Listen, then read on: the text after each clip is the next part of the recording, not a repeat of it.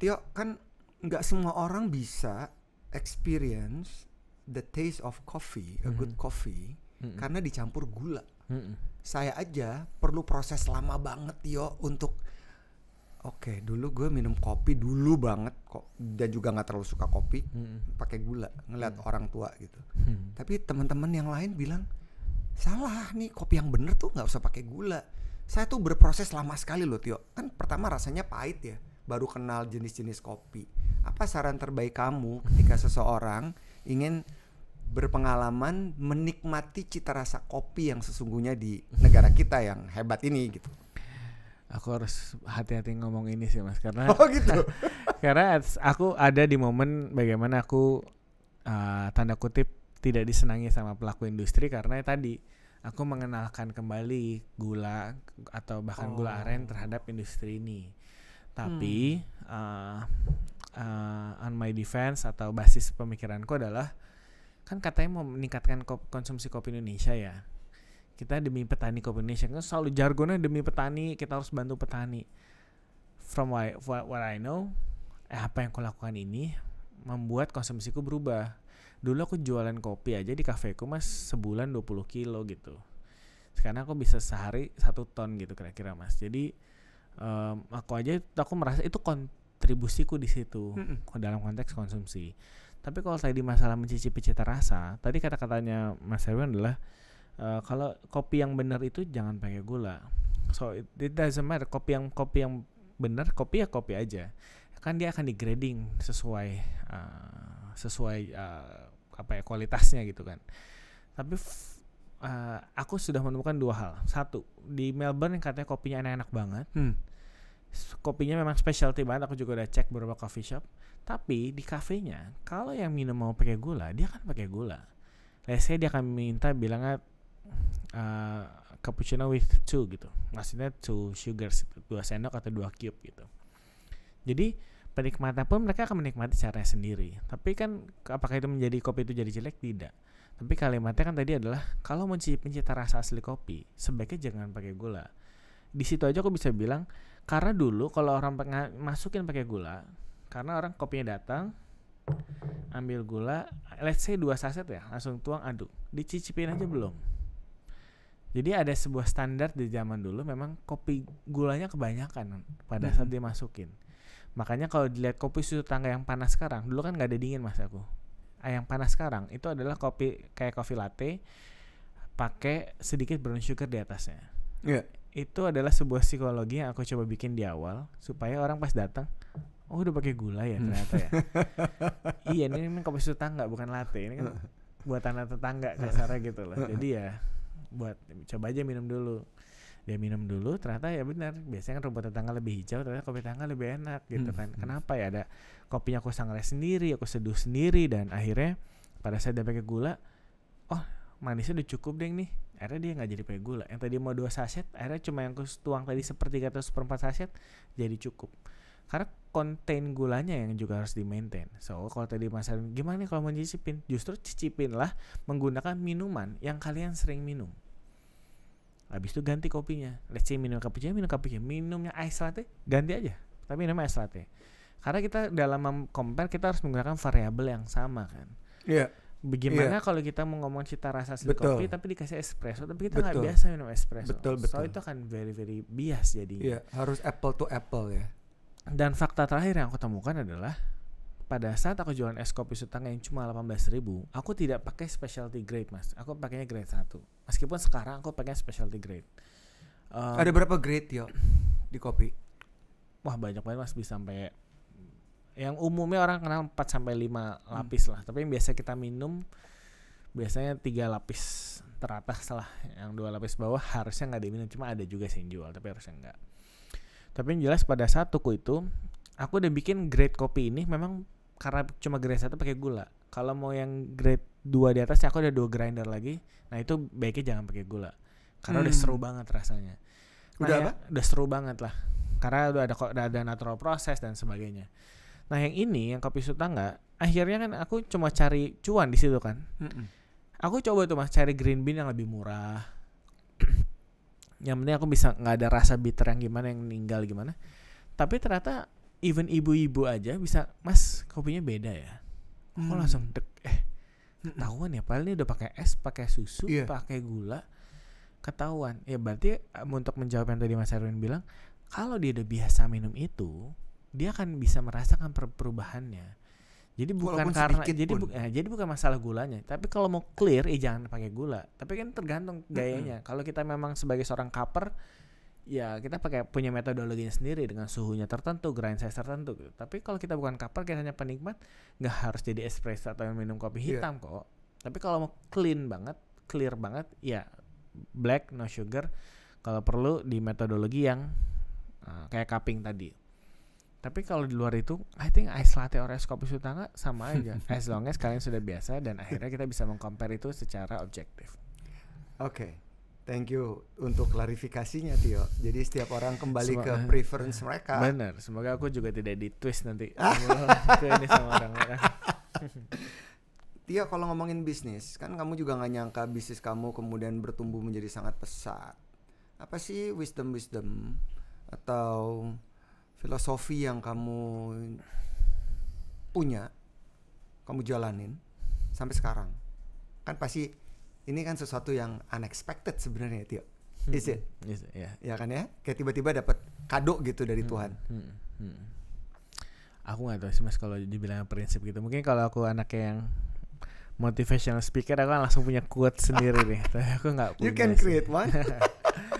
Enggak sih Mas, karena mungkin tadi ya, karena setiap periode waktu akan membuat aku berbeda-beda gitu situasinya. Tapi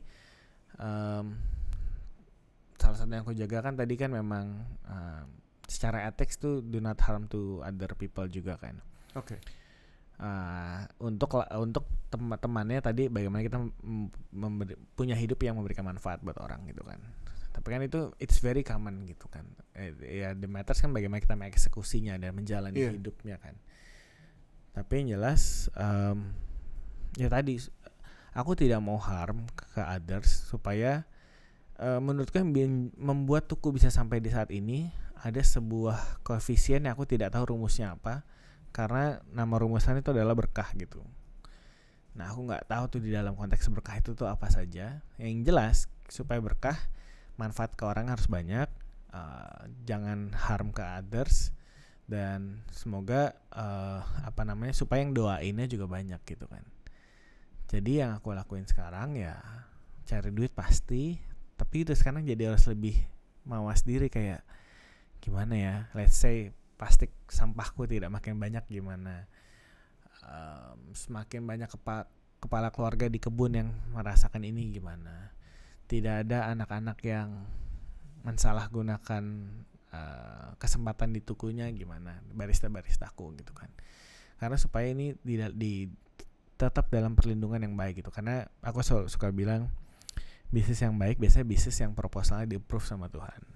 Nah, yang di-approve sama Tuhan deh tadi biasanya yang impact-nya bagus, impact-nya buat orang banyak, terus nggak menyakiti orang lain. Nah, supaya kita bisa bikin itu, ya udah kita harus bikin supaya rezeki orang ada di dalam bisnis plan kita. Jadi biar nanti rezekinya dijalankan lewat kita dan akhirnya bisa kita share ke orang banyak. Tapi buat kita bisa melakukan itu pun berarti kan kita juga harus cukup dewasa dan cukup amanah gitu kan Mas. Nah itu yang sekarang jadinya lebih tegangnya lebih ke arah situ sih. So aku mungkin gak punya quotes-quotesnya atau prinsip hidupnya, tapi yang aku tahu ya kerja ini adalah bentuknya ibadah, dan di sini ada uangnya istriku, anakku, dan juga orang banyak. So make sure ini dilakukan dengan baik aja sih. Tio, kan kalau tadi kamu bilang ada berbagai macam gempuran-gempuran ya, yang unexpected gitu. Ini kan at the end of the day ini adalah bisnis. Terlepas dari ada purpose untuk kasih impact ke orang, kehidupan yang lebih baik dan seterusnya gitu ya. Tapi still ini adalah bisnis. Dan dengan jumlah karyawan yang begitu banyak, outlet yang begitu banyak, dan semua proses dari kebun, dari agro forestry yang kamu manage, yang kamu milikin dan segala macam, itu kan melibatkan berbagai macam bisnis proses yang menurut saya juga tidak mudah ya. Dan gempuran-gempuran itu apa yang dapat membuat kamu untuk tetap stay always on the ground walaupun berbagai macam gempuran itu datang dari berbagai macam sisi? Aku selalu bilang meskipun aku anaknya juga tidak terstruktur gitu Mas. Masa? Ya. Masa? Totally. Saya ngeliat kamu very well structured. Totally. Mungkin nanti kalau tim, even kalau timku nonton ini mereka juga akan bilang kayak susah dealing sama Pak Tio gitu. Masa? Iya. Oke. Jadi, tapi terlepas dari itu semua, mungkin ada yang bilang aku visioner gitu. Nah, biasanya vision itu yang membuat aku tidak pernah takut atau bingung terhadap gempuran-gempuran tersebut karena kita semua mainnya long game kan. So as long as aku juga mindful terhadap apa yang aku lakukan sekarang dan aku tahu itu betul, it doesn't matter aku nggak jadi nomor satunya gitu. Aku cuma bahkan even nomor 10 pun aku nggak apa-apa gitu. Tapi kalau bisa aim, aku bilang maunya nomor 2 gitu. Jadi dapat rezekinya nggak jauh dari nomor 1 gitu kan. Tapi jadi nomor 10 pun as long as kita hidup, as long as ada orang yang dapatkan manfaat, it doesn't matter gitu kan sebenarnya. I think itu malah lebih enak untuk memaintain ego dan greedy kita gitu. Itu satu hal yang bikin aku bisa stay itu visionku dan mengklarifikasikan sebisaku lah. Jadi aku tahu aku nggak perlu takut kesalip atau nggak, karena aku bisa salip lagi di waktu yang akan datang. Yang kedua, menurutku salah satu keberhasilan terbesarku bukan bangun tuku, tapi bagaimana aku berhasil meminta orang-orang baik yang di sekitarku bantu aku sampai sekarang ini. Jadi aku ada beberapa circle yang menurut aku juga membuat mereka bisa bantu aku sampai saat ini. Pada saat mungkin dulu aku belum jadi apa-apa gitu. So aku pengen bilang ya, yang bisa bikin aku kayak gini ya, yang jagain pasti keluarga aku, istri, anak, orang tua, kakak adik gitu kan. Dan utamaku sekarang board memberku sih, dan seluruh timku sekarang yang even timku yang masih dari awal pun aja sekarang masih ada gitu. So buat aku sih ya, aku berharap karena aku punya misinya yang baik, aku dikelilingi sama orang baik juga gitu. So yang bisa aku lakukan sekarang yaitu aku share aku mau ngapain. Hopefully kalau kalian mau dan setuju, yuk on board bareng aku gitu, dan jagain aku bareng-bareng. Insya Allah kita sama-sama tumbuh bersama gitu. Menarik waktu kamu cerita tim yang nonton nanti akan bilang, wah it's quite tough dealing with that man, come on man gitu. Setaf apa sih Tio? Kan maksudnya kamu dulu mager, ya udah santai aja, no sampai pressure. Sekarang mager gue sampai sekarang. Suka ada ide mendadak, suka ada lama respon gitu. Karena mungkin misalnya kayak sekarang aku udah nikmatin momen ini aja gitu. Tapi mungkin di deviceku sudah menanti sebuah decision apa gitu kan. To be frank, kayak tadi malam mesinku kebakaran gitu kan. Jadi sekarang ini lagi tegang di sisi sana gitu. Tapi alhamdulillah semuanya baik-baik aja, dan nanti abis ini aku langsung samperin ke sana gitu. Tapi yang jelas yang sulit lebih ke arah justru karena aku tidak seperti orang profesional pada umumnya, tidak seperti direktur pada umumnya, jadi lebih banyak unpredictable-nya. They don't expect, kayak let's say anak baru masuk, dia expecting akan ketemu sama direktur, dia sudah prep dirinya akan ngobrol apalah sangat kaku technical. Ternyata aku udah di ruangan itu dan mereka dia nggak expect, oh ini yang direkturnya gitu. Terus ternyata aku jadinya casual, akhirnya dia juga jadi bingung sendiri tuh ngapain. Aku pernah juga ada orang interview yang ngambilin CV-nya aku gitu. Aku abis itu ngasih minum gitu. Abis itu pas mereka masuk, loh, itu bukannya waktu itu yang ngasih minum ya? Oh itu itu pandanunya gitu. Jadi ada surprise gitu yang mungkin mereka jadi nggak siap. Tapi yang paling mendasar biasanya aku punya pemikiran yang, yaitu orang sukses itu kan lebih sedikit ya Mas Erwin ya. Iya. Jadi aku mencoba pemikiran by data, yes. Iya kan. Secara ekonomik, yes. Jadi kalau aku sampai ngeliat sebuah pattern yang ketebak, dan ini aku akan pertanyakan itu. Nah disitulah tim akan biasanya kaget atau bingung, gimana ya jawabnya ya gitu. Karena mungkin aku juga, to be honest, by detail ops aku sudah percayain ke tim, mereka jauh lebih paham. Iya. Jadi tugasku memang antara bantuin di awal pas initiation, atau pas decision di terakhir. Nah yang bahaya kalau pas decision terakhir ternyata aku revise. Iya. Nah panik deh mereka. Dan namanya juga bisnis, pasti berbagai macam situasi bisa datang silih berganti kan Tio. Bener. Even kayak waktu itu aku ketemu Mas Arwin gitu kan, mereka mungkin sudah punya pipeline map apa sendiri, tiba-tiba kayak kita come up dengan sebuah ide, ya mereka kayak, hah gimana nih gitu kan. Mereka nggak get the idea, terus akunya suka malas menjelaskan gitu, kayak boleh follow dulu aja nggak, nanti aku jelasin ya, sambil jalan gitu kan. Tapi ngeliat kamu dulu dan sekarang memang beda sekali Tio. Ya dulu kalem, dulu dan sekarang tetap kalem. Saya nggak tahu soal mager, tapi yang sekarang jauh lebih ekspresif. Ya tentu bertambah umur, pengalaman dan lain-lain ya. Pernah nggak dalam satu situasi yang bikin kamu tuh kayak, gue nggak tahu mesti ngapain nih? Ya kan maksudnya dealing sama from dari hulu ke hilir bisa dibilang ya. Tio, di proses yang kamu lakukan, kamu dealing sama petani, kamu dealing dengan masyarakat sekitar, kan itu beda isi kepala, beda approach, dealing sama customer juga beda kan gitu. Ya macam-macam sih Mas, tapi curhatanku yang paling baru aja deh tadi pagi nih, habis main pedal ngobrol pagi-pagi. Ya aku merasa lelah di saat orang berekspektasi banyak sekali ke aku gitu. Kayak aku pengennya when I come with idea, then gimana ya, udah kita ngobrol bareng-bareng. Tapi some cases kadang-kadang yaudah yuk, jadi gimana nih, kita harus ngapain, lo yang mimpin ya. Pada dasarnya aku juga punya limitation gitu kan Mas. Jadi ya kadang-kadang juga suka nggak kuat juga. Or kita ngambil case di talking gitu, orang berharap bisa aku menjadi motivational speaker lah, memberikan influence baik dan sebagainya. Buat aku public speakingku 0 sekali gitu. Tadi aku baru sambil nunggu Mas Arwin datang kan sambil curhat aja kayak kapan ya aku bisa ngambil kelas gitu kan, karena butuh komitmen kan, karena butuh lama. Masih pengen tuh. Pasti butuh Mas, karena I believe that aku memang akan ada di posisi yang aku harus menginfluence. So aku nggak bisa flat. Aku boleh kalem, tapi ya ada momennya aku nggak bisa flat. Aku harus melakukan penekanan di beberapa perkataanku kan. So I think I need talking di momen itu gitu kan. So yeah. Very happy to help you Tio.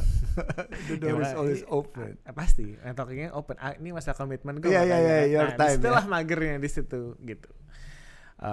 Ya tapi yang jelas atas itu semua ya limitationku ini sih yang bikin aku kadang-kadang juga gimana ya gitu. Tapi kembali lagi bahwa tidak semua orang punya kesempatan yang aku jalani sekarang.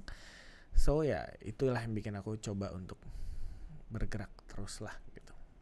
Jadi kalau ngomongin kopi, kualitas kopi Indonesia tuh negara keempat kalau nggak salah ya. Iya ya. Kisaran keempat. By production, bukan by quality tapi. Oh gitu, by production. Bukan by quality. Kalau by quality aku belum tahu data terbaru, tapi paling harusnya sih jauh ya. Oh gitu. Robusta Arabica itu ada di dalam satu pohon. Pecahnya beda-beda atau beda-beda. Arabica akan minta pegunungan yang lebih tinggi. Tapi di dalam satu pohon Arabica ini nggak mungkin ada kopi Robusta kan? Atau mungkin? Setahu aku enggak sih ya. Oh, saya ngobrol sama petani kopi, dia bilang, oh itu kopinya sama Pak, Robusta dan Arabica. Jadi itu yang ada di kepala saya. Jadi berbeda jenis kopi.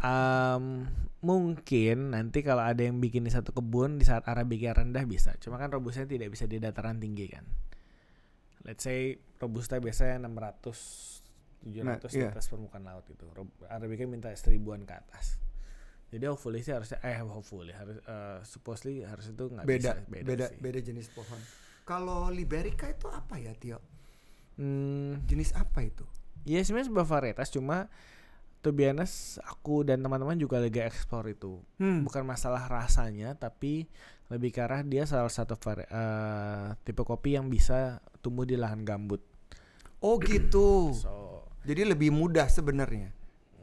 Bukan masalah lebih mudahnya, tapi semoga tanah-tanah yang tadinya buat sawit yang sudah tidak produktif lagi bisa diproduktifkan kembali gitu. Nah biasanya kalau kopinya tumbuh, biasanya hutannya tumbuh tuh. Nah, jadi ya part of kami melakukan ESG atau SDG kita lah. Jadi kita lagi explore Liberica juga. Oke. Kalau melihat sekarang bagaimana penerimaan publik masyarakat kita terhadap kopi, apresiasinya sudah sangat tinggi, tapi apakah itu sejalan dengan bagaimana sebuah kopi disajikan dengan tepat? Aku tidak bisa bilang apresiasinya sangat tinggi. Memang konsumsinya meningkat drastis, tapi aku tidak bisa bilang dalam tahap apresiasi karena semuanya pembeliannya banyak. Masih lebih banyak orang yang membeli ya karena pengen minum aja dan harganya terjangkau aja gitu. Karena kalau apresiasinya tinggi, pasti diferensiasi coffee shop di Jakarta atau di setiap daerah akan berbeda, jauh lebih beragam gitu kan. Jadi lebih ke arah masih terlalu banyak asymmetric information yang terjadi. Jadi kayak tadi ada pemahaman terhadap Arabica Robusta berbeda. Ada yang bilang Robusta itu jelek, harus Arabica. Tapi buat aku pribadi, Robusta itu oke kok. Tapi ya penggunaannya berbeda caranya. Tapi aku udah bilang Robusta oke, tapi aku nggak pakai Robustanya karena aku memang seneng Arabica kebetulan. Tapi nanti in the future aku harap kayak gitu. Tidak usah ngomongin benar salahnya. Ini kebiasaan di Indonesia ini kan ekstrim, kutub ke kutub gitu kan. Jadi aku lebih berharap abis ini ya orang akan lebih banyak explore lagi bahwa nggak usah cari lagi kopi paling enak Sumatera atau Jawa, udah beda karakter. Jadi nggak bisa dibandingin justru juga ya. Nikmatin aja betapa enaknya kalau kita lagi road trip di Indonesia, kayak di New Zealand gitu, North ke South Island, ternyata kita menemukan coffee shop dengan rasa yang berbeda, dengan kudapan yang berbeda, dengan musik yang berbeda, dengan desain yang berbeda. I think itu bakal seru banget sih. Tio, ceritain dong pengalaman kamu ke banyak hutan, petani. Itu interesting sekali loh kalau saya ngelihat ya. Dealing with them, talking with them, communicate with them, sharing everything gitu. Nah, ini efek dari sebuah persona. Persona aku kayaknya banyak sekali ke kebun. Aku nggak sebanyak itu mas ke kebun. Oke. To be honest. Tapi ya dalam kesempatan tertentu kalau aku bisa ke kebun. Kalau bisa ketemu petani di sini, ketemu di sini gitu. Tapi yang jelas banyak hal yang aku sadari adalah, misalnya dulu deh 2010-11 gitu belum ada tuku, aku ketemu petani kopi namanya Mas Hendra. Sekarang kopinya kalau dikenalnya tuh Pantan Musara gitu. Aku udah nggak pakai lagi di tuku karena kopinya semakin enak jadi udah semakin mahal. Tapi dulu beliau main ke rumah ngomong kasarnya mau gini, Mas percayain aja saya ngomong di Hulu, karena di Hulu tuh udah mulai gak percaya sama orang kota, banyak ditipunya sama orang kota. Karena mereka merasa orang kota tuh udah ngambilnya susah, bayarnya lama, terus dipotong banget harganya, tapi mereka bisa jualnya mahal di Jakarta.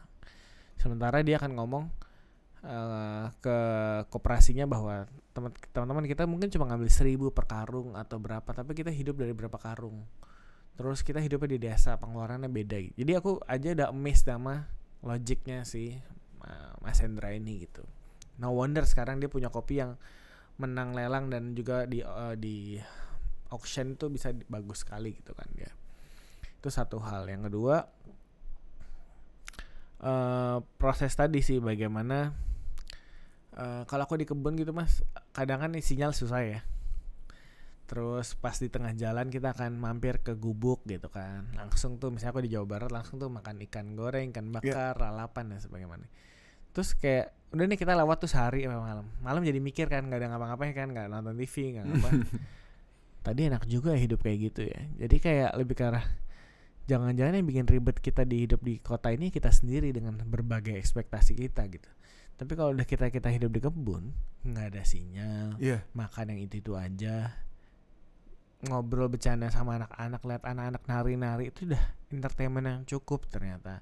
So itu aku jadi mempertanyakan, jangan-jangan kita sebagai orang Jakarta khususnya masih banyak kehidupan yang kita belum kenal gitu, belum kita ketahui gitu. Dan terkadang jangan-jangan ada masalah hidup yang kita alami sekarang, yaitu hanya berawal dari pikiran atau ego kita sendiri gitu kan. Padahal kita punya kemampuan untuk memilih yes or no terhadap apapun yang ada kita pilih gitu kan. Cuma kita terkengkang sama image lah, terkadang kata orang tua lah, kata keluarga, nama baik keluarga besar dan sebagainya. So I think abis ini semakin modern yang masuk nih dengan budaya barat, tapi kalau kita imbangi dengan mengenal Indonesia yang di luar Jakarta ini kita kenal lagi, I think kita akan jadi negara yang lebih dewasa dan maju. Jadi aku percaya bahwa Indonesia Emas 2045 itu kita on the way ke sana sih.